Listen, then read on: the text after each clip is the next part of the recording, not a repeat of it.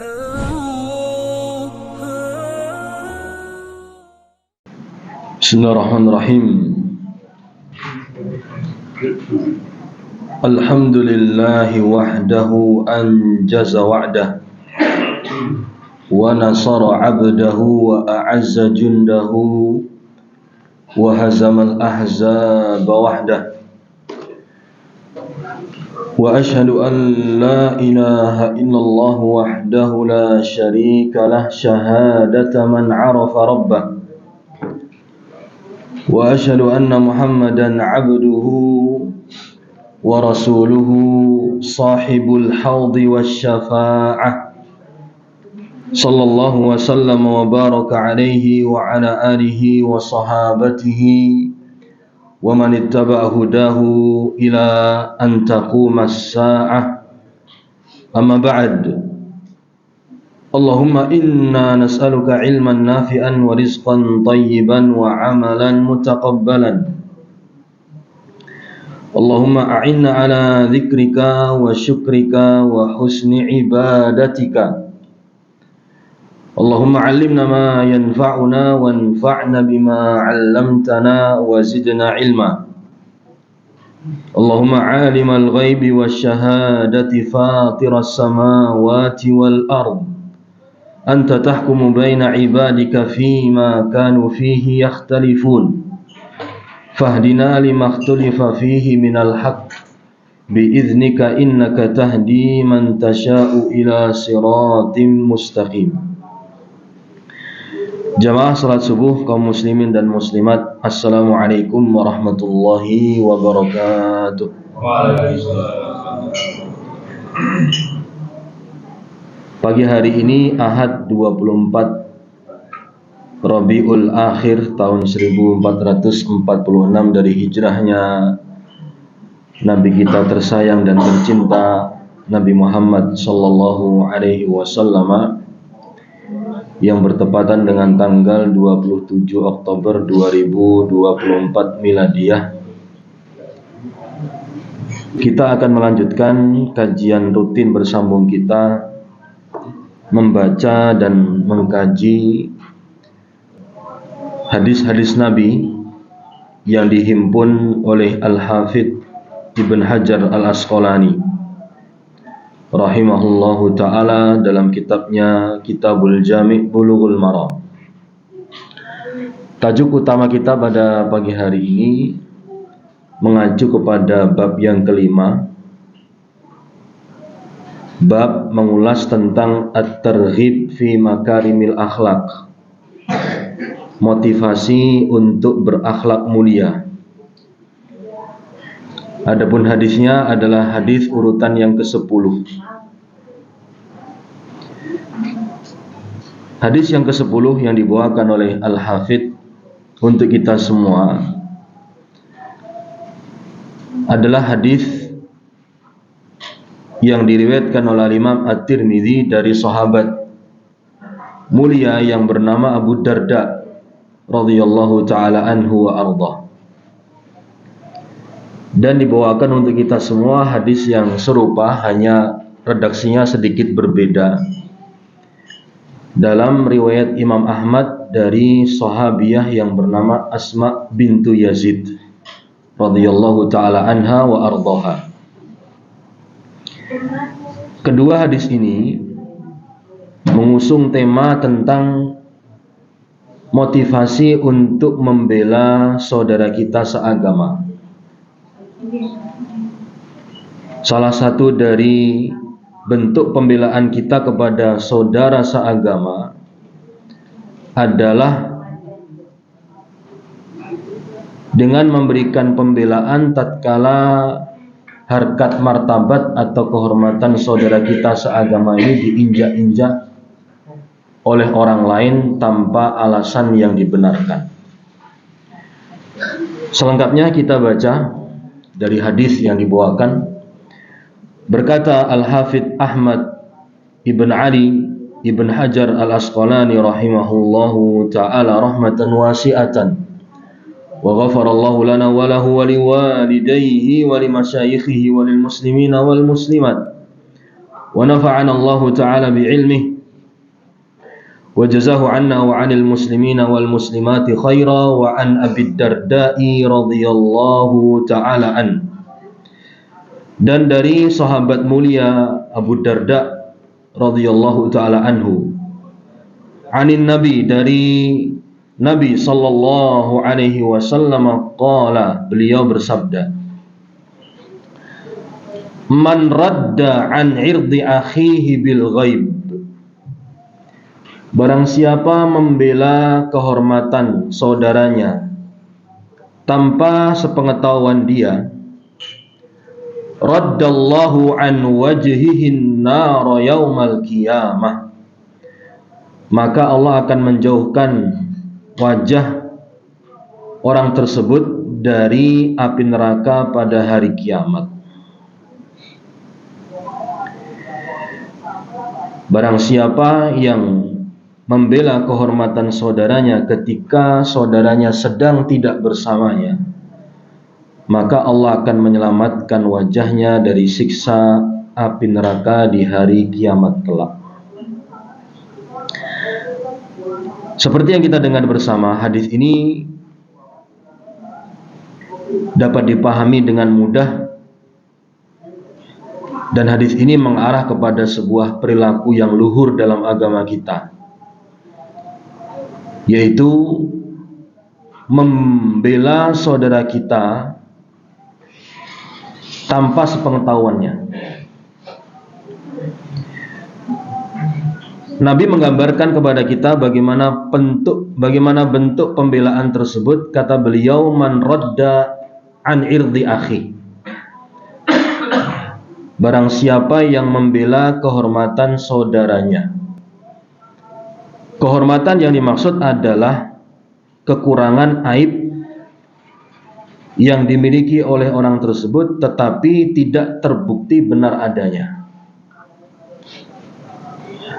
Saudara kita ini difitnah, saudara kita ini dibicarakan dalam narasi yang tidak-tidak. Ya, sederhananya digunjing, Pak, dibicarakan, kemudian diulas segala hal tentang dirinya. Seseorang tampil untuk kemudian memberikan pembelaan dengan menegur untuk menghentikan topik pembahasan yang mengulas tentang kejelekan, aib maupun kekurangan saudaranya tersebut. Dalam kondisi bil ghaib, saudaranya yang dibela ini tidak mengetahui kalau ternyata ada pihak yang menjadi lawyer, menjadi pembela untuk dirinya.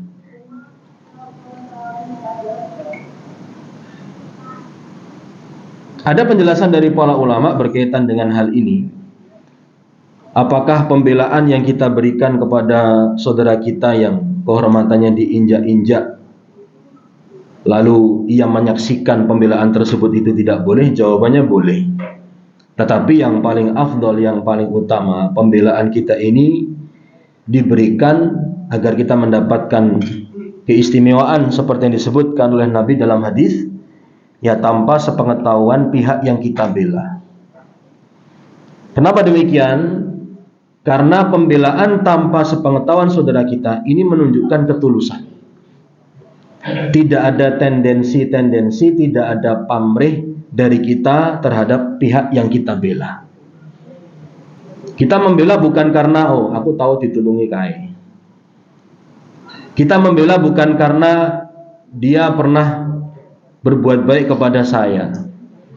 Tulus, Pak, hanya karena Allah Subhanahu wa taala dan hanya untuk membela saudaranya yang seagama.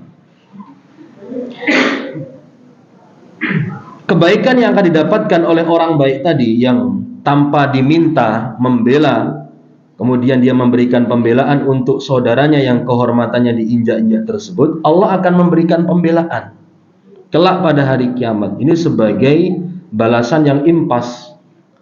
Dalam bahasa para ulama, al-jaza'u min jinsil amal. Balasan itu sesuai dengan perbuatan, linear, berbanding lurus dengan perbuatan yang dikerjakan. Balasan yang diterima dari Allah untuk orang tadi, raddallahu an wajhihin nar yaumal qiyamah. Kelak nanti Allah Subhanahu wa taala akan menyelamatkan wajah orang yang membela tersebut dari jilatan, dari sengatan api neraka. Mengapa yang disebutkan adalah wajah? Karena wajah itu adalah titik yang paling merasakan sakit dengan jilatan api neraka kelak pada hari kiamat. Maka Allah bayar dengan sesuatu yang sangat luar biasa. Ya. Diberikan perlindungan, proteksi wajahnya nanti di hari kiamat. Allah lindungi, Allah selamatkan, Allah jauhkan dari siksa api neraka. Di saat nanti pada hari kiamat, kita ini sangat memerlukan Allah Subhanahu wa taala dengan rahmatnya. Karena kita tahu hari kiamat itu adalah syarat dengan huru hara, syarat dengan permasalahan yang berlipat-lipat. Maka cara yang bisa dilakukan salah satunya ketika kita di dunia demikian, membela saudara kita seagama. Ini redaksi hadis untuk hadis dari sahabat Abu Darda. Yang semakna sebagaimana tadi kami sebutkan, ada riwayat dari sahabiah yang bernama Asma bintu Yazid. Sahabiah Nabi yang bernama Asma bintu Yazid.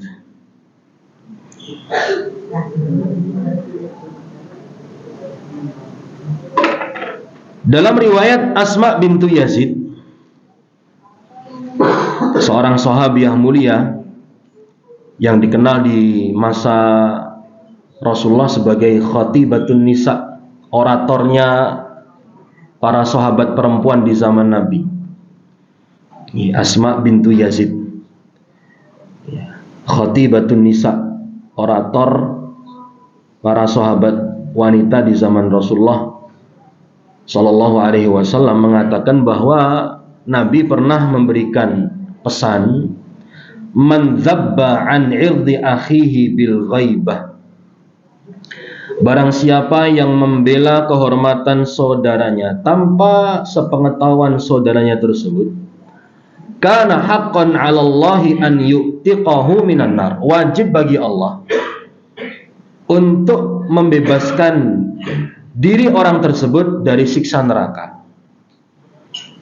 Bukan hanya dilindungi ternyata wajahnya dari sambaran api neraka, secara spesial dalam hadis Asma ini dikatakan oleh Rasulullah, Allah wajib untuk menyelamatkan orang tersebut dari siksa neraka. Berarti bukan hanya wajahnya hadirin, semuanya diselamatkan oleh Allah Subhanahu wa ta'ala. Dari dua redaksi hadis ini menunjukkan bahwasanya Rasul itu memberikan sebuah konsep, sebuah sistem untuk membangun peradaban Islam, yaitu membangun tatanan persaudaraan dalam bentuk memberikan pembelaan kepada saudara seagama melalui ucapan beliau.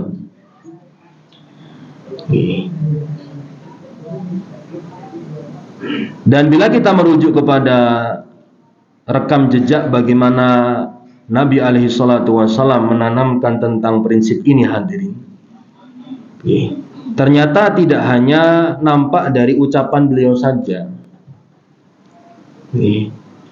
dari perbuatan dan reaksi nyata langsung dari beliau itu pun ada.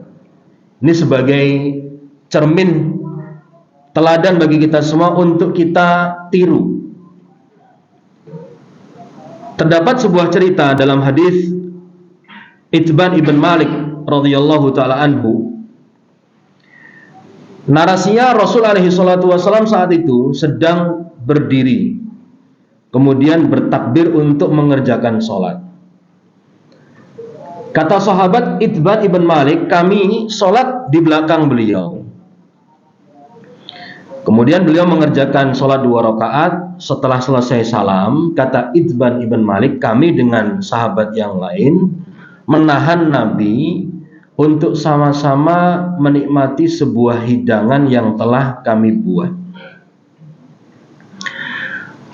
Maka ketika itu telah tersaji, para sahabat saat itu keluar dari lokasi masing-masing, termasuk keluar dari rumah-rumah yang ada di sekitar Masjid Nabi alaihi salatu wasallam, sampai semuanya berkumpul dengan jumlah yang banyak. Nabi ternyata ketika itu mencari, hadirin, salah seorang sahabatnya yang bernama Malik ibn Dukhshun.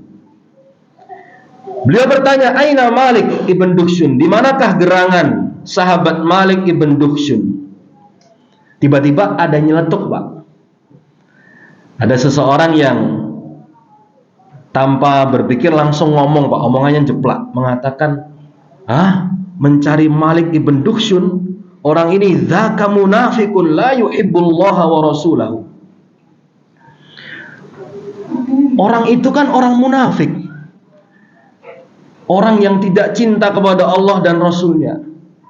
Nyeletuk demikian, Pak. Terdengar oleh Rasulullah. Rasul menganggap ini adalah bentuk pelecehan terhadap kehormatan seorang yang telah mengucapkan kalimat la ilaha illallah. Celutukan tersebut kemudian memantik reaksi dari Nabi. Nabi lantas tidak pakai pikir panjang, Pak. Beliau menegur orang tersebut. La taqul dzalik, jangan Anda mengucapkan kata-kata yang demikian. Yang mengatakan saudara Anda itu munafik, tidak cinta Allah dan Rasulnya. Ala tarahu qad qala la ilaha illallah yuridu bidzalika wajha Allah. Tidakkah Anda tahu orang yang Anda anggap munafik ini, dia sudah mengucapkan kalimat tauhid la ilaha illallah dan menginginkan di balik ucapan yang dia ikrarkan tersebut hanya wajah Allah Subhanahu wa taala.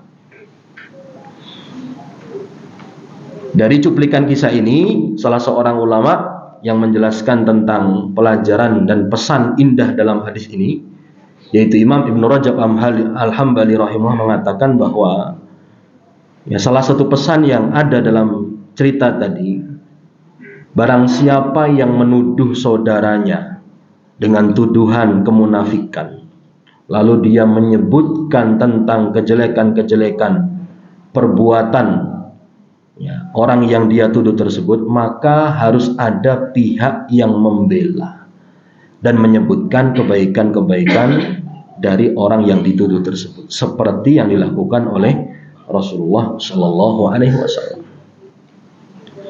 Karena memang tidak terbukti, hadirin, orang ini adalah orang seperti yang dituduhkan.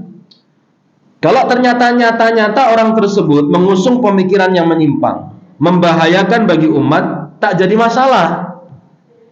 Ya, kita memperingatkan umat, hati-hati dari fulan, orang ini berbahaya, akidahnya menyimpang, ibadahnya tidak benar, dan seterusnya.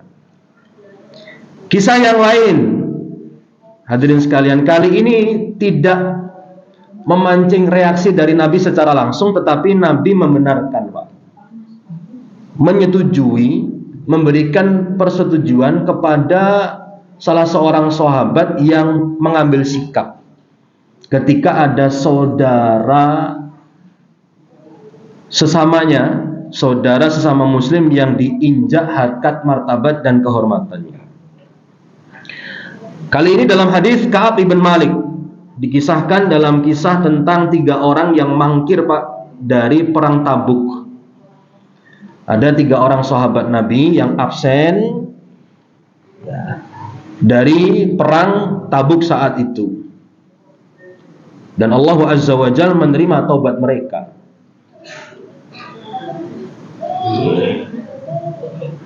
Ka'ab ibn Malik bercerita,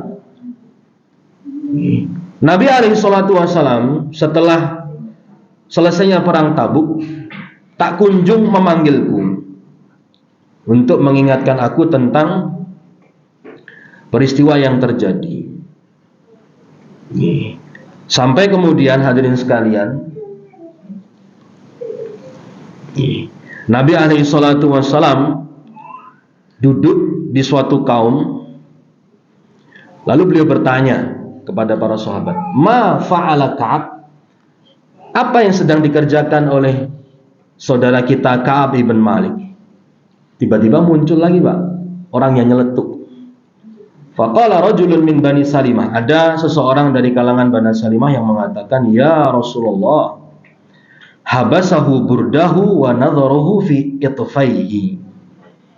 Wahai Rasulullah, Ka'ab ibn Malik yaitu dihalang-halangi oleh pakaian kesukaannya dan dihalang-halangi oleh kecintaannya kepada mantel pakaian yang ia gunakan.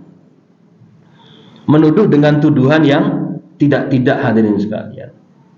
Yang bereaksi bukan Rasulullah Pak. Yang bereaksi sahabat yang bernama Mu'adz bin Jabal.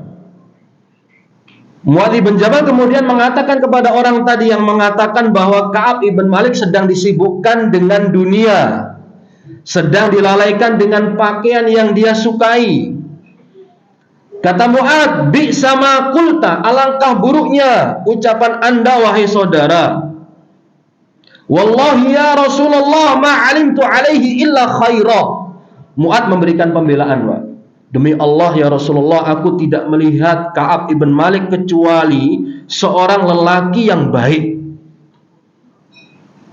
Ya, yang memang ketika itu sedang diuji oleh Allah melakukan kesalahan, Pak, mangkir dari perang apa? Tabuk, hadirin. Fasa kata Rasulullah, Rasul pun kemudian diam, Pak. Kata para ulama, diamnya Rasul di sini itu sebenarnya merespon, Pak. Merespon, menyetujui, mengamini reaksi dari sahabat Mu'adz ibn Jabal. Tentu jikalau kita bandingkan dengan perilaku kita, hadirin, berbanding terbalik, Pak. Ini ketika ada yang mancing nyeletuk, Pak, langsung nyambung, sinyalnya banter, Pak, saut-sautan. Ya, merasa di sana ada hidangan lezat yang tersaji. Ayo terus muncul semuanya, hadirin. Arwah-arwah yang tadinya tertidur, Pak, bangkit dari tidurnya. Tangi kabeh. Karena ada pancingan ghibah, Pak. Ya, ada kehormatan saudaranya sesama muslim diinjak-injak, wah akhirnya nyahut. Orang yang berpenyakit hatinya, hadirin, kemudian ikut nyeletuk, rame, Pak. Dan itu yang kita saksikan. Ya, bukan hanya belakangan ini, sejak dulu, Pak. Hal-hal yang seperti itulah yang laris manis. Termasuk, mohon maaf, tayangan di televisi kita, Pak. Ya, hal-hal yang berkaitan dengan infotainment, selebriti, ada gosip, ada isu perceraian dan seterusnya. Wah, itu sangat ramai, Pak. Ya, sangat asik untuk, istilahnya pun digoreng, Pak. Untuk digoreng. Seharusnya kita sebagai seorang muslim yang baik, tirulah seperti yang dilakukan oleh Rasulullah. Ya, memberikan pembelaan, hadirin. Selalu mengedepankan pendekatan husnudzon, berbaik sangka kepada saudara kita.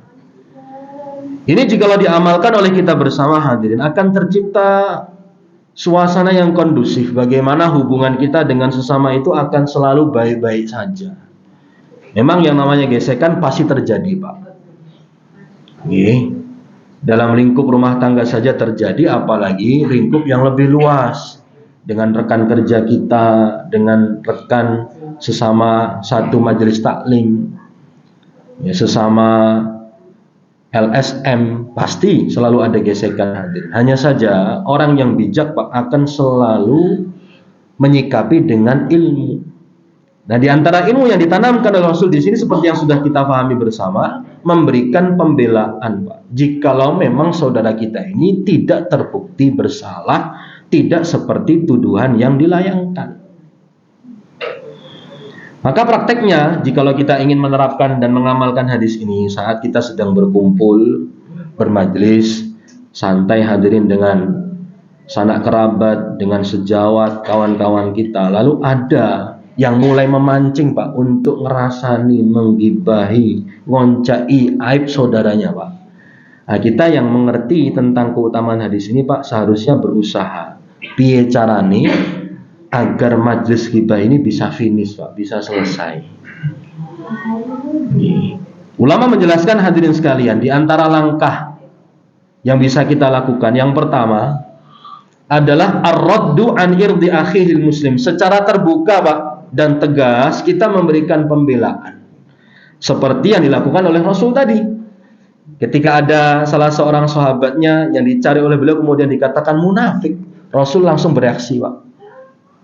Kita pun demikian, orang ngono Mas, ojo, jenengan fitnah, Anda menuduh dengan tuduhan yang tidak-tidak, itu prakteknya, Pak. Apalagi kita yang terkenal ceplas-ceplos, Pak, ya. Ceplos mawon, Pak, ceples mawon. Enggak seperti itu, Mas. Jenengan nuduh itu enggak benar. Langkah yang kedua, hadirin, kalau ternyata kita ini memang mentalnya mental mendoan nggih sing kena banyu, Pak. Boten ceplas-ceplos, boten kendel, Pak. Nggih, kita ngalih, Pak, meninggalkan majelis ghibah tersebut. Wah, rapi. Ya kita modusnya aja. Wah, digoleki karo bojoku masa tinggal sik ya. Ya, padahal modus, Pak. Modusnya apa? Menghindar dari dosa ghibah saat itu. Kalau ternyata tidak bisa, Pak, ora penak karo kancaku, Pak. Nah, berarti ini selemah-lemah iman, Pak. Kita mengingkari kemungkaran dengan apa, Pak? Dengan hati kita, Pak. Pakai mode aliran kebatinan, Pak. Batin mawon. Oh, ora bener ya ora. Ini namanya batin, Pak. Ya, karena kita tidak bisa ceplas-ceplos, tidak bisa ngalih juga, Pak. Yes, tak batin wae lah. Tak dongake mudah-mudahan ndang bubar. Karena nggak sanggup, hadirin sekalian, untuk membubarkan majelis mungkar saat itu. Ini gambaran yang disebutkan oleh para ulama rahimahullahu ta'ala. Agar kita tetap hati, hadirin, kuat untuk melakukan yang demikian tadi, yaitu mengingkari kemungkaran dalam bentuk memberikan pembelaan untuk kehormatan saudara kita yang dirobek-robek tanpa hak. Kita hadirkan motivasi dalam hadis tadi, hadirin.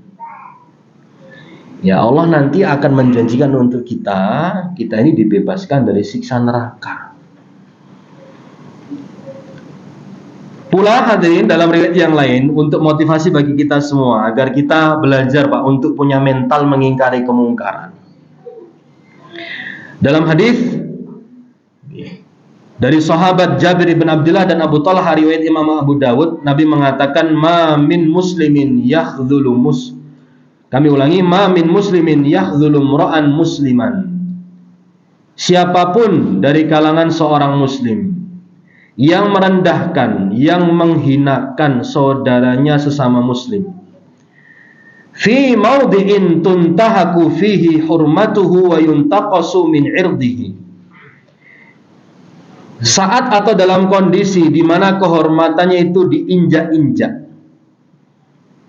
kemuliaannya itu direndahkan, illa khadhalahu Allahu fi mautinin yuhibbu fihi nusratahu, kecuali kata Nabi, Allah Azza wa Jal akan menghinakan orang tersebut dalam situasi, dalam kondisi dia sangat menginginkan dirinya itu diberikan pembelaan oleh orang.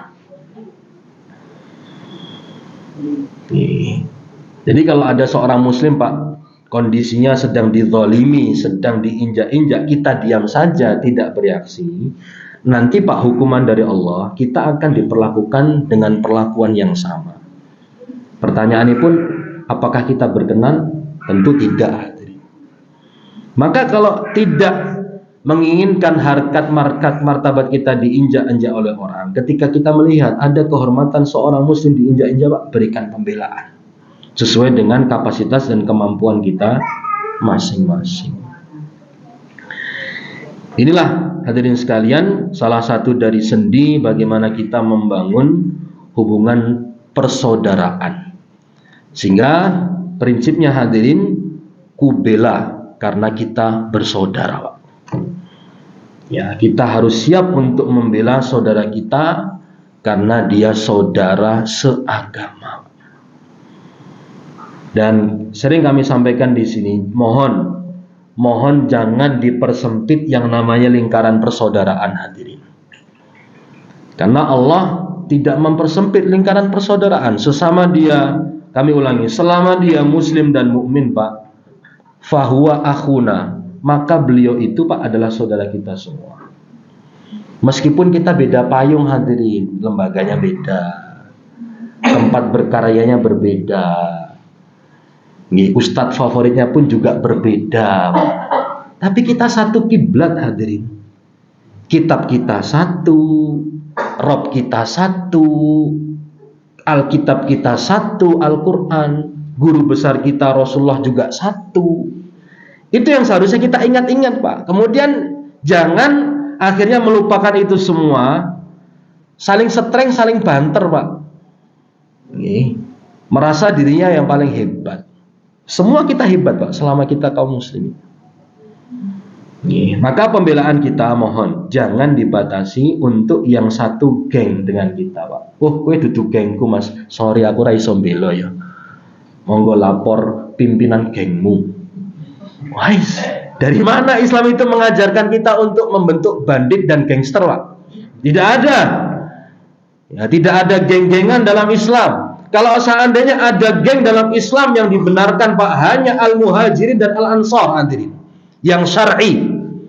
Komunitas yang memang mendapatkan rekomendasi dari langit hanya dua, Pak, Al-Muhajirin, Al-Ansar. Kalau kita sekarang punya lembaga, punya komunitas mengatasnamakan Al-Muhajirin maupun Al-Ansar ataupun dua-duanya, Pak, tak PKB Al-Muhajirin, Al-Ansar. Itu kita, Pak, beda dengan mereka. Ya, kita boleh sama namanya, Pak. Ya, tetapi jangan kemudian kita punya aturan sendiri, ya, mempersempit lingkaran persaudaraan. Ya. Salah satu dari fakta menyakitkan, hadirin sekalian, yang diingatkan oleh Rasul, beliau menjelaskan kepada kita semua, orang Yahudi itu, Pak, paling dengki, paling hasad kepada kaum muslimin. Ini dalam konteks Nabi mengatakan ini kepada para sahabat saat itu. Ma hasadat kumul Yahudu. Orang-orang Yahudi itu tidaklah menaruh rasa dengki, rasa iri, rasa benci kepada kalian, wahai umat Islam, melainkan pada dua hal, Pak. Yang pertama at-ta'min, ucapan amin kala kita sholat, Pak. Ini setelah kita menyimak imam membaca Pak, walad dhalin, kita baca amin, Pak. Orang Yahudi paling nggak senang. Kenapa, hadirin? Karena ada doa untuk mereka. Ghairil maghdubi alaihim, Pak. Orang-orang yang Allah murkai. Nah, kita aminkan, amin.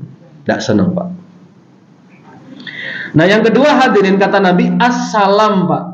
Budaya tebar salam di antara kita. Orang Yahudi itu paling nggak senang kalau umat Islam itu akrab, Pak, satu dengan yang lainnya. Apapun genderone, apapun komunitasnya, paling nggak senang kalau akrab. Saling sapa, saling senyum, saling salam di antara mereka.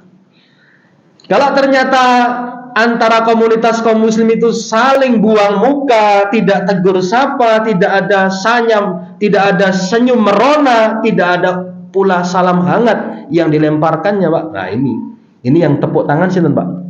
Orang Yahudi. Bagus. Bagus. Oleh karena itu misi kita bersama, hadirin, tebarkan kehangatan, Pak, dengan saudara kita sesama muslim.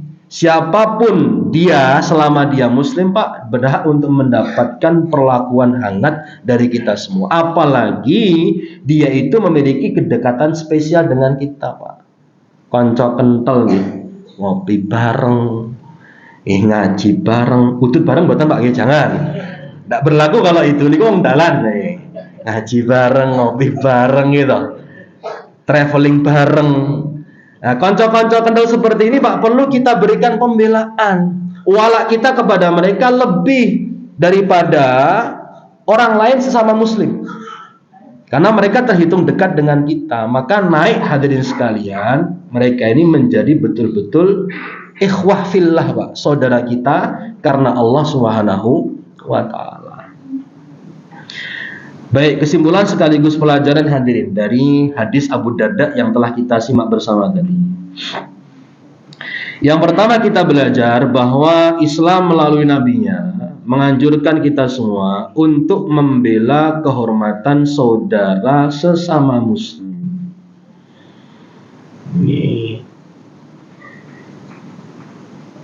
Ini dilaksanakan tentu akan membawa kebaikan untuk umat, hadirin. Maka biasakanlah untuk tidak ikut-ikutan, Pak. tatkala ada saudara kita itu yang dituduh melakukan demikian dan demikian, jangan langsung mengedepankan prasangka yang buruk, Pak. Seperti apa di negeri kita, Pak, selalu mengedepankan asas tidak bersalah, Pak. Ngoten. Itu sejalan sebenarnya dengan konsep Islam. Selalu mengedepankan husnudzon, prasangka yang baik terlebih dahulu, sampai nanti terbukti baru disikapi. Yang kedua, pembelaan bagi saudara seagama itu terpuji dan mendapatkan keutamaan dalam hadis tadi tanpa sepengetahuan orang yang dibela. Tadi kami sudah sampaikan di awal ya, dua-duanya boleh, tetapi yang paling afdol, yang paling utama agar mendapatkan keutamaan hadis nanti dibela oleh Allah dalam bentuk diselamatkan dari jilatan api neraka, kita membela saudara kita tanpa sepengetahuannya. Untuk membantu kita lagi, hadirin sekalian, contoh dari riwayat ini dari keluarga Nabi sendiri, Pak. Kecemburuan yang terjadi antar istri Nabi.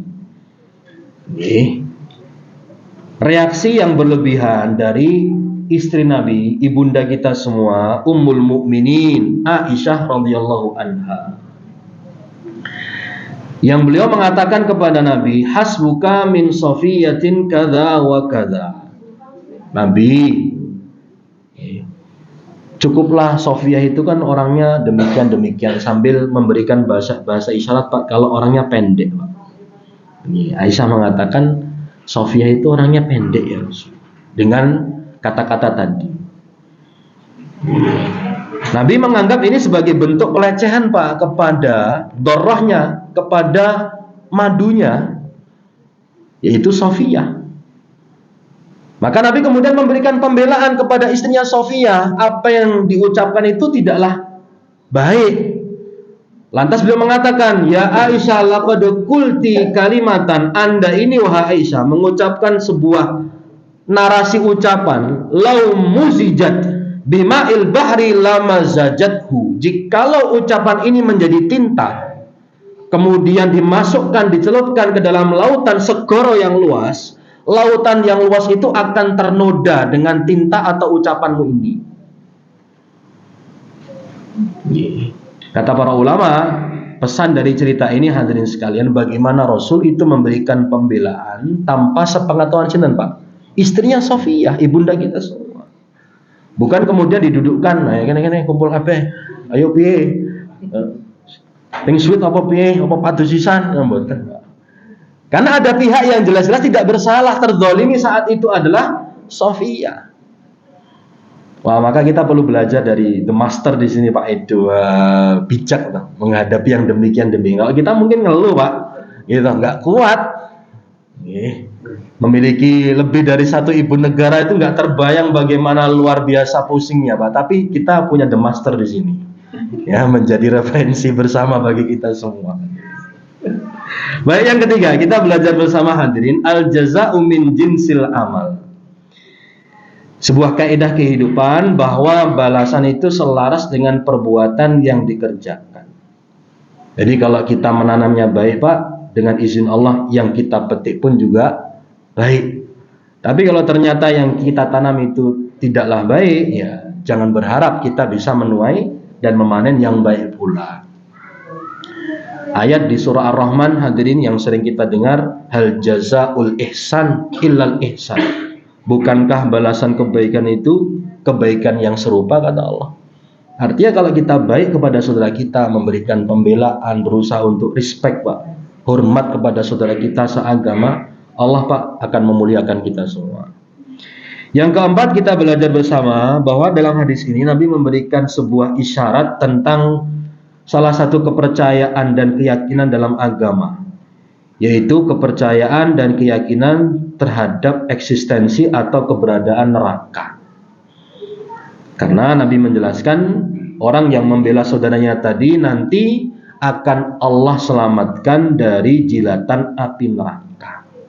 Maka seorang muslim itu dalam beramal kaitannya dengan masalah kepercayaan ini, Pak, ada yang neraka, selalu, Pak, memasang mode takut dan khawatir. Jangan sampai diri saya dan keluarga saya maupun segenap orang-orang yang saya cinta itu nanti masuk ke dalam neraka. Ini diantara faedah atau manfaat kita belajar tentang akidah, utamanya rukun iman yang keberapa Pak? Beriman kepada hari akhir niku yang kelima Pak. Karena neraka itu bagian dari yaumil akhir, bagian dari akhir. Yang terakhir yang kita pelajari bersama hadirin sekalian, kita belajar bahwa melanggar atau merendahkan kehormatan sesama muslim, melanggar tentang larangan merendahkan kehormatan sesama muslim itu akan berdampak buruk. Dan dampak buruknya secara nyata dijelaskan oleh Rasul Shallallahu Alaihi Wasallam kelak nanti pada hari kiamat. Ya, kalau yang membela diselamatkan dari neraka, berarti yang menginjak-injak pripun Pak? Iya, tersambar api neraka hadirin. Ya, seperti itu sederhananya yang bisa kita pahami. Yang terakhir hadirin sekalian, menutup dari 5 kesimpulan yang kita sama-sama tarik dari hadis Abu Darda. Rasulullah SAW pernah bercerita Pak, tatkala peristiwa Mi'raj, beliau diangkat oleh Allah ke langit.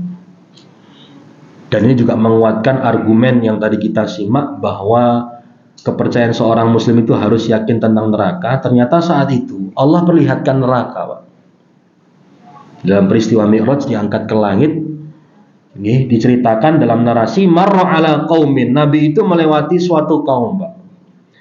Lahum adhafiru min nuhas, mereka itu kukunya Pak panjang-panjang terbuat dari tembaga. Ini ada suatu kaum penghuni neraka, kukunya Pak terbuat dari tembaga. Berarti tajam boten Pak niki? Wah, pakai banget ya Pak Edo. Tajamnya pakai banget. Apa yang mereka lakukan dengan kuku mereka yang terbuat dari tembaga tadi? Yakhmishuna biha wujuhahum wa sudurahum. Mereka mencakar-cakar Pak wajah dan dada-dada mereka dengan kuku tembaga tersebut. Ini mengundang penasaran pada diri Nabi. Lantas beliau bertanya kepada malaikat Jibril yang sedang menjadi tour guide Pak, menjadi pengiring beliau saat itu. Ya Jibril, man haula? Wahai Jibril, siapakah gerangan mereka ini? Kata Nabi, haula illadzina ya'kuluna luhuman nasi wa yaqauna fi a'radihim. Mereka ini yang berada dalam neraka dalam kondisi mencakar-cakar wajah dan dadanya dengan kuku-kuku mereka yang terbuat dari tembaga, adalah yang dulunya ketika mereka di dunia, mereka ini suka memakan daging orang lain Pak. Berarti apa nih Pak? Ghibah, rasan-rasan, membicarakan aib orang. Mungkin nyakar-nyakar loh Pak, mang bayang geng ya. Nanti di hari kiamat mencakar-cakar wajah dan dadanya sendiri. Dan kata Nabi, mereka inilah orang yang sukanya menginjak-injak harga diri orang lain. Senang, sangat happy kalau harga diri orang lain itu jatuh Pak. Nanti dibalas tunai oleh Allah, kondisinya demikian. Ini bagian penutup. Mudah-mudahan apa yang kita kaji ini hadirin sekalian ya menumbuhkan dalam diri kita rasa takut ya kepada Allah Subhanahu wa taala dari perbuatan yang yang Allah larang, dan menumbuhkan pada diri kita semangat untuk melakukan amalan-amalan yang dicintai oleh Allah Subhanahu wa taala. Innahu waliyudzalika wal qadiru alaihi. Mari kita akhiri bersama dengan doa kafaratul majlis. Subhanakallahumma wa bihamdika nasyhadu an la ilaha illa anta nastaghfiruka wa natubu ilaik. Sallallahu ala nabiyina Muhammad wa sallam. Walhamdulillahi rabbil alamin. Matur nuwun, jazakumullahu khairan. Hadza wallahu taala alam wa sallallahu ala nabiyina Muhammad wa sallam. Walhamdulillahi rabbil alamin. Tsumma assalamu alaikum warahmatullahi wabarakatuh. Waalaikumsalam.